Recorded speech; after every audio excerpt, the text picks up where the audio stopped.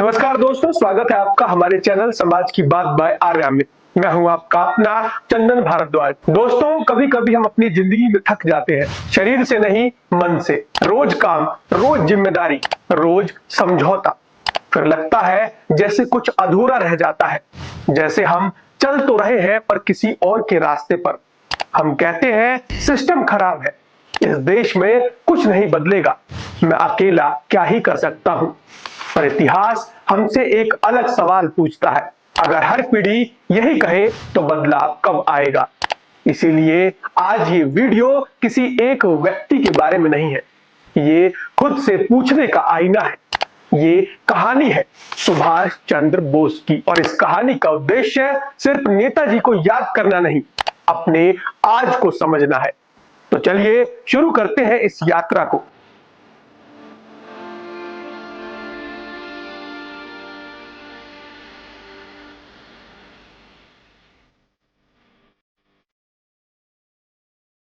नेताजी के जीवन के प्रमुख पड़ाव।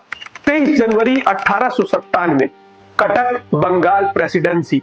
सुभाष चंद्र बोस एक शिक्षित, सुविचार संपन्न परिवार में पैदा हुए। पिता सफल वकील थे, उनके लिए शिक्षा, सुरक्षा और स्थिरता तय थी। पर बचपन में ही उन्होंने महसूस किया, अंग्रेज सिर्फ राजनीतिक शासन नहीं कर रहे थे, वे भारतीयों के आत्मविश्वास को चोट पहुंचा रहे थे।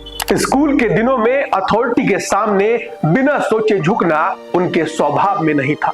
और यहीं पर पहला सवाल जन्म लेता है दोस्तों, क्या मैं सिर्फ अपना भविष्य बनाऊंगा या अपने देश की स्थिति को भी समझूंगा। आज भी ये सवाल हर युवा के सामने आता है।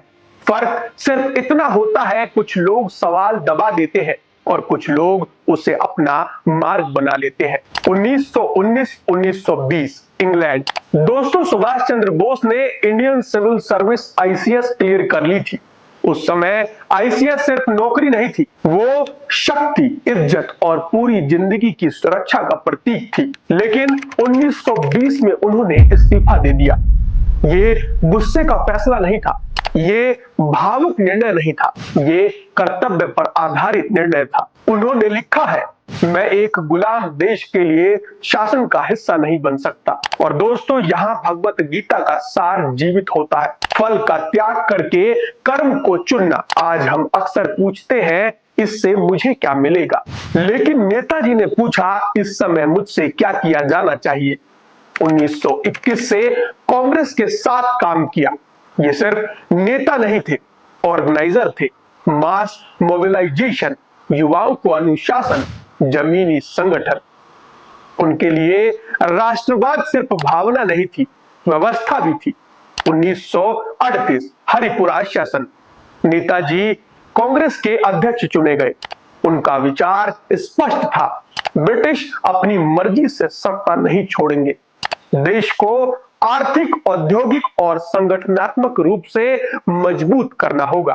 1941 जनवरी, ब्रिटिश निगरानी के बीच नेताजी गुप्त रूप से भारत छोड़ते हैं। अफगानिस्तान, सोवियत संघ, जर्मनी।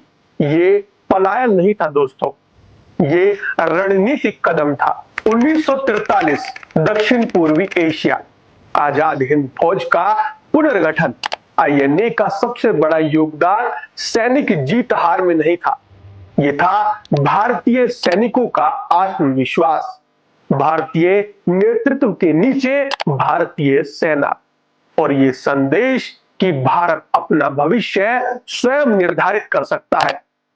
1945 अगस्त, नेताजी का अंत आज भी रहस्य बना हुआ है, लेकिन उनकी जीवन रेखा स्पष्ट है। उन्होंने अपनी सुविधा नहीं, अपना कर्तव्य चुना। आज जब हम नेताजी की कहानी यहां समाप्त करते हैं, तो एक बात याद रखना है, ये कहानी यहां खत्म नहीं होती। ये कहानी हर सुबह फिर से शुरू होती है, जब हम उठते हैं, अपने मन से पूछते हैं, आज मैं कौन सा इंसान बनूंगा।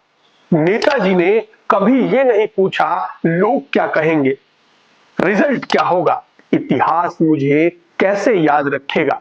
उन्होंने सिर्फ एक सवाल पूछा, इस पल मेरा क्या कर्तव्य है।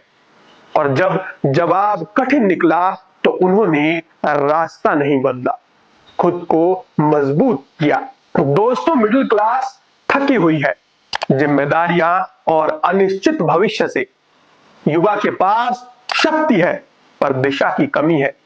माता पिता परेशान है बच्चों के कल को लेकर, और समाज अक्सर गुस्से में दिखाई देता है, लेकिन गुस्सा अक्सर काम में नहीं बदलता। और दोस्तों, इसी बीच हम कहते हैं, मैं क्या ही कर सकता हूं।